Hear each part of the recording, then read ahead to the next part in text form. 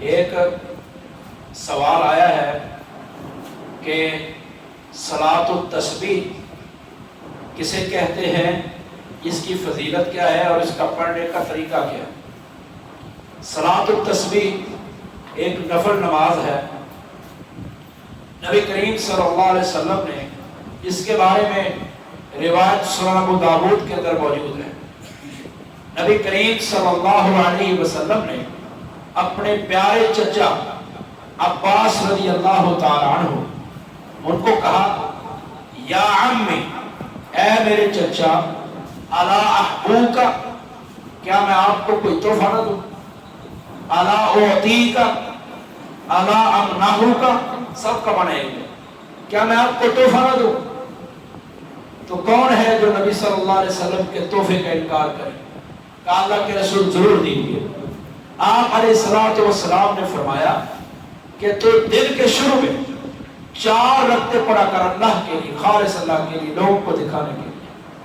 دن کے شروع میں 4 رکعتیں پڑھا کر اللہ رب العالمین اس سے تیرے صغیرہ کبیرہ، چھوٹے بڑے، ظاہری باطنی، جو چھپ کر کیے، لوگوں کے سامنے کیے، غلطی سے کیے، جان بوجھ کر کیے، اللہ رب العالمین تیرے سارے گناہوں کو معاف کر دے گا۔ کبیرہ گناہ اس کے لیے توبہ شرط ہے، تو یہ ایسے سمجھے کہ صلاۃ التسبیح ایک قسم کی توبہ ہے۔ تو فرمایا آپ علیہ الصلوۃ والسلام نے 4 رکعتیں پڑھ۔ اب ان کے پڑھنے کا طریقہ کیا بیان کیا؟ آپ نے فرمایا کہ جب تو نے نماز شروع کرنی، اللہ اکبر کہہ کر ہاتھ باندھنے، اس کے بعد ہاتھ باندھ کر تو نے 15 مرتبہ یہ پڑھنا ہے، سبحان اللہ والحمد للہ ولا الہ الا اللہ واللہ اکبر، یہ پڑھنا ہے 15 مرتبہ۔